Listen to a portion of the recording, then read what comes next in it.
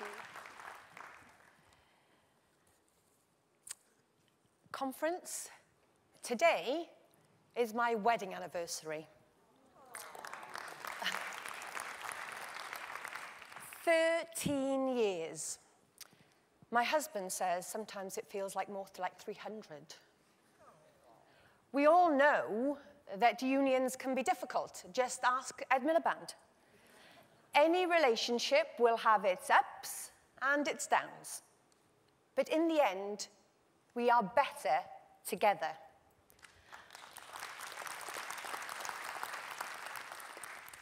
And in just over a year, the people of Scotland will come to a fork in the road. As Liberal Democrats, we must welcome the opportunity for the people of Scotland to have their voices heard in a referendum. But also as Liberal Democrats, we must campaign harder than ever before to persuade the people of Scotland to remain with us. Our mantra of being stronger together in the European Union applies equally, if not more, to the union of the 4 nations that make up the United Kingdom. And Conference, it's no surprise that Liberals have played such an important part in trying to create a federal Britain. Gladstone practically inventing the concept of Home Rule, Lloyd George championing Home Rule at the beginning of the last century, and Joe Grimond, who called for a federal United Kingdom in his maiden speech in the House of Commons in 1950. Liberals who have fought hard before us had the vision and the courage to call for greater autonomy for the peoples of these nations. And at this point, I'd like to thank Sir Ming Campbell for continuing that fight for Home Rule. His commission, set up by Willie Rennie, seeks to put the United Kingdom on track to become a federal union. Because we cannot allow the SNP to run the constitutional agenda of the UK.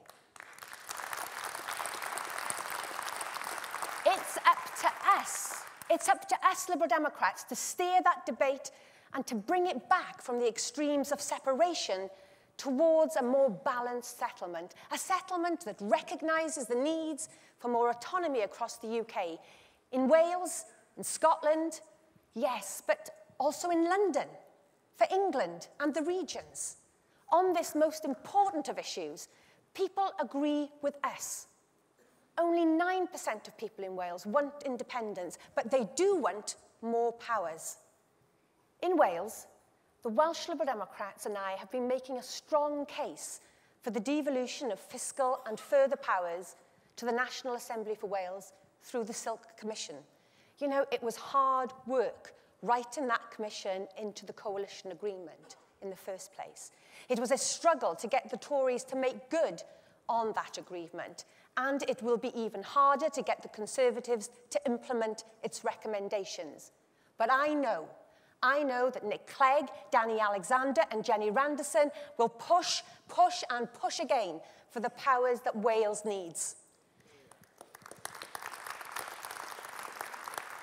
And it's not power for its own sake. Wales needs power over stamp duty to boost our housing industry. Wales needs power to vary income tax to ensure that the Welsh Government takes responsibility for its spending decisions. Wales needs borrowing powers to invest in infrastructure to boost our economy. The Scots, they're not buying the idea of being separated, but they do want to have more say over their own affairs. As Sir Ming eloquently said in his commission, Liberal Democrats strive to ensure that individuals have the freedoms to control the circumstances of their lives for the benefit of themselves, their families, and their community. A federal framework with as much power as possible exercised by the nations and regions. That is what it says in our constitution. Because when the nations of the United Kingdom come together, we are stronger, and it's a fairer system. Stronger and fairer because individuals and communities have more say in the government of their own lives, and stronger and fairer because every part of the United Kingdom, every part, will have more responsibility over their own affairs. Devolution, federalism, It's not just a Scottish thing or a Welsh idea. It's a key Liberal Democrat philosophy and a belief that we need to keep fighting for.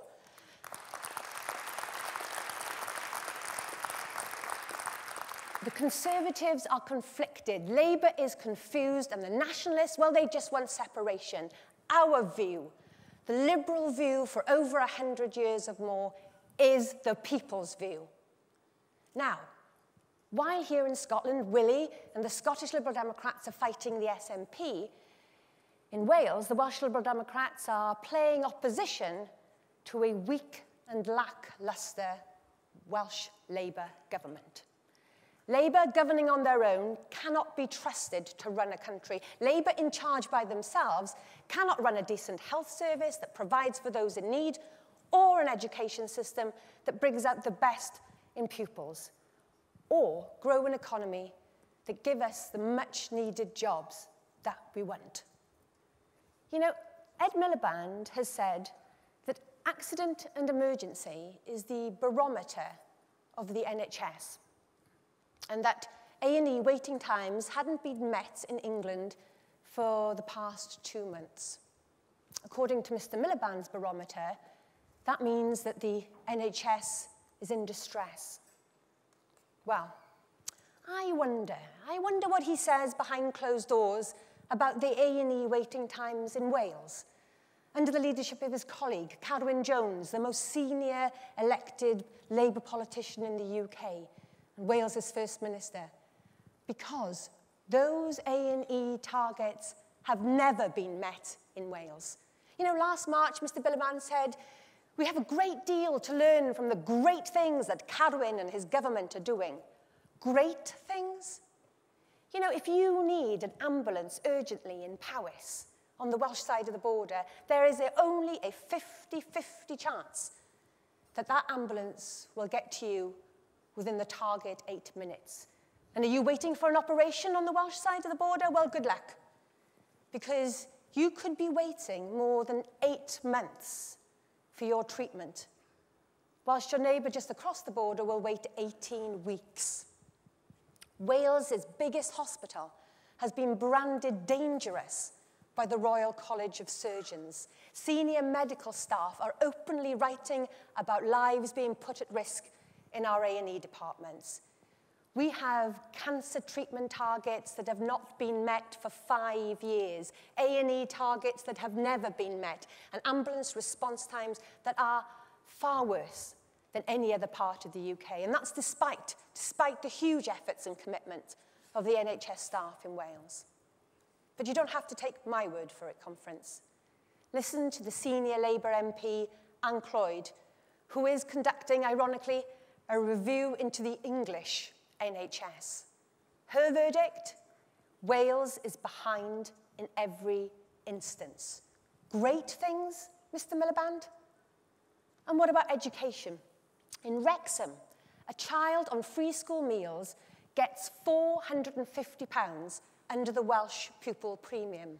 A child a few miles away, across the border in Chester, gets £1,300 towards their education. The Welsh Liberal Democrats had to bring the Labour Party kicking and screaming to fund the pupil premium in our budget deal. You know, you would have thought Labour would have jumped at the chance of helping poorer students. In the next budget round, my team and I are fighting to see that amount increased, because £1,300 per child compared to £450 per child, well, that's simply not right. Poorer Welsh children will fall even further behind their English counterparts. You know, so much for Labour's commitment to social justice. 6 out of 22 local education authorities have been placed in special measures. That is over 65,000 children being taught in Wales and education authorities assessed as inadequate by the government's own inspectors. Great things, Mr. Miliband? And what about job creation and the economy? On the Welsh side of the Severn Estuary, not a single brick laid and not a single job created in the Cardiff Enterprise Zone. Meanwhile, the Bristol Enterprise Zone, on the other hand, is employing hundreds of people since April. Unemployment in Wales is consistently higher than in England, and that's especially true for our young people. You know, there's been a 35% increase in the number of apprenticeships offered in England since 2010. In Wales, during that period, the number has fallen by a third. And when we've got communities that risk losing a generation of talented young people. Welsh businesses, they complain of a muddled approach to business support, of a business rates review that is gathering dust on a minister's shelf, of stifling bureaucracy and red tape. But then, what can we expect? We do have a Welsh Labour economy minister who famously said that she regretted capitalism. Great things, Mr. Miliband? For anyone who needs a reminder to see what Britain would look like under Labour, then come to Wales. We can show you what it's like to have Labour in charge. You know, we can show you. Mr. Miliband has tried to distance himself from New Labour, but in Wales we never had New Labour. We just had 14 years of the same old Labour Party. So come to Wales and see how Labour cannot be trusted to run an economy. See for yourself how Labour can't handle public finances. See for yourself how our education system and our health services struggle. You know, Labour has no vision for Wales. Tom Jones may have famously sung about the green, green grass of home, but I can assure you the grass is not greener on Labour's pastures. Now, if you think about Labour governing on its own as bad, just think, what kind of country would we be living in if the Conservatives were let off the leash in Westminster? You know, whilst the Liberal Democrats were busy ensuring that the Queen's speech was full of new laws to strengthen our economy and ensure fairness in our society, Tory backbenchers were also conjuring up their own alternative legislation. We had Steve Webb's pension bill, ensuring that saving for retirement was simpler and fairer, whilst the True Blue Squad wanted to decimate the overseas aid budget. Ed Davey wants the energy bill to create as many as 250,000 jobs, creating that stronger and greener economy we all strive for. The Tory climate change deniers want to abolish the Department of Energy and Climate Change altogether. Liberal Democrats want to legislate to help families with the cost of childcare, supporting people who want to get back to work. The Bone Squad, well, they wanted to turn back the clock and reintroduce national service for young people and ban the burqa and abolish sexual harassment claims in the workplace and send all asylum seekers away and come out of the EU altogether, reintroduce capital punishment, and my favourite of all, a day celebrating Margaret Thatcher. You know, you can laugh, but these people are serious. Peter Bone said that these madcap ideas could form the basis of a future Conservative manifesto. Well, we don't share that vision for Britain. I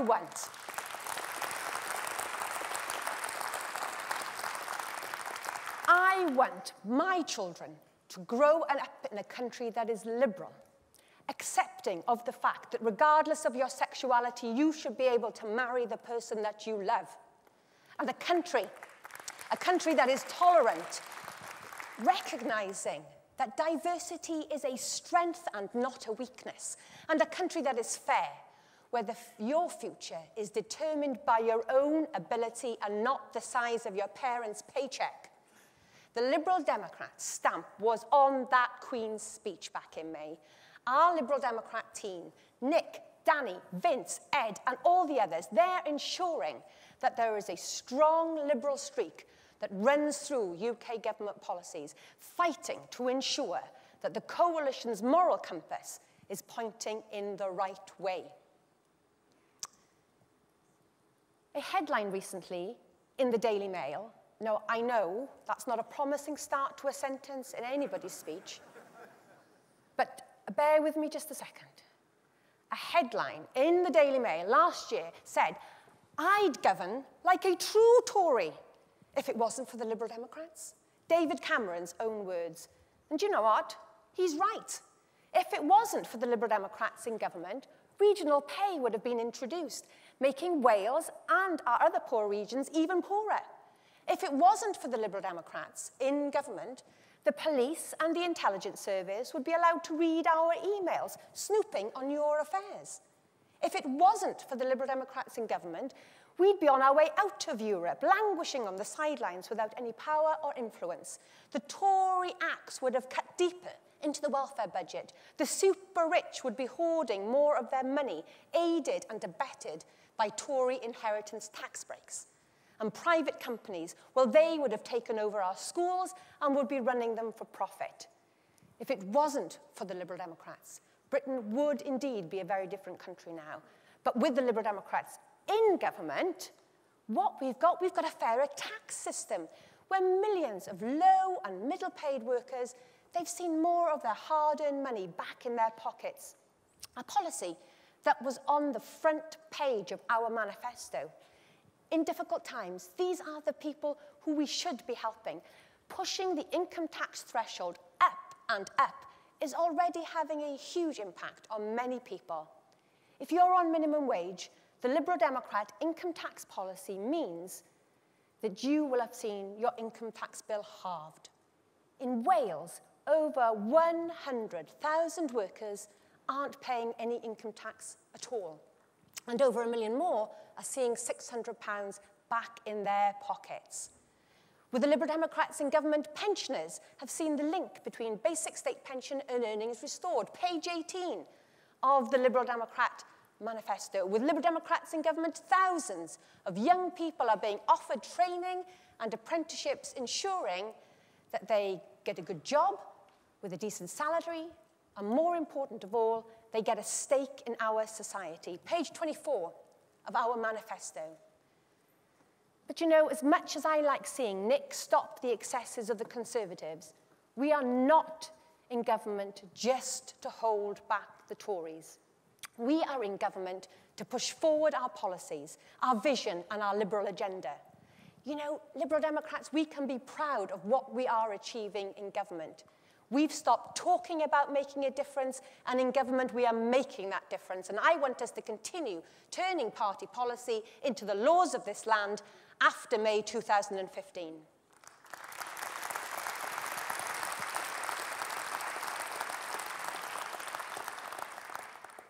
But conference, Nick, Paddy Ashdown, Willie and I, we can boast and brag and blow our own trumpets about our achievements in government, about how we're actually creating a stronger economy and a fairer society. However, unless the people of Britain know what we're doing, know how hard we're working to deliver our policies on their behalf, we can forget about being back in government after May 2015, and we'll retreat into opposition and back onto the sidelines. You know, the people of Wales and Scotland were used to coalitions. Liberal Democrats have been in government twice in Scotland and once in Wales. And I know that the junior party in any coalition has to be able to show that it has made a difference. And not just on the issues of concern to their core supporters, but on the issues that matter to the rest of the voters in the country too. Welsh Liberal Democrats, we're proud of what we achieved in coalition. But when you've got 3 other parties campaigning in an election, trying to catch the attention of the voters, your achievements can be lost in the political ether. We weren't rewarded in the ballot box for our success in government because we didn't concentrate on the issues that mattered most to people. So, from now until 2015, we have to be more focused on what we say, our campaigning issues relevant to the voters, and the people in this hall and beyond. We must take ownership of that message and deliver it over and over and over again. Jobs. 1 million new jobs created and 1 million more on the way. The economy. Back from the brink of Labour's disaster. Fair taxes. £700 back in your pocket. The super rich paying more. Pupil premium. Enabling everyone to get on in life. Liberal Democrats, delivering. Like all of you here in the hall today, I'm a campaigner. I've got leaflet ink on my fingers, and I've got the letterbox scars on my hands. Give me an evening, a village, and a bunch of leaflets, and I'll deliver, and so will my team. But we all need to deliver. Like many of you in this hall today, my campaign is to get as many Liberal Democrat MPs back to Westminster as possible. Because without Liberal Democrats in government, you know what will happen. We'll have a lacklustre, uninspiring, incompetent Labour government, like in Wales, wreaking havoc upon our public services. Or we'll have an intolerant Conservative government, hell-bent on protecting the wealthy while trampling over everyone else. With the Liberal Democrats in government, Britain is recovering, our economy stronger, our society fairer, and a country where everyone can get on in life. Thank you.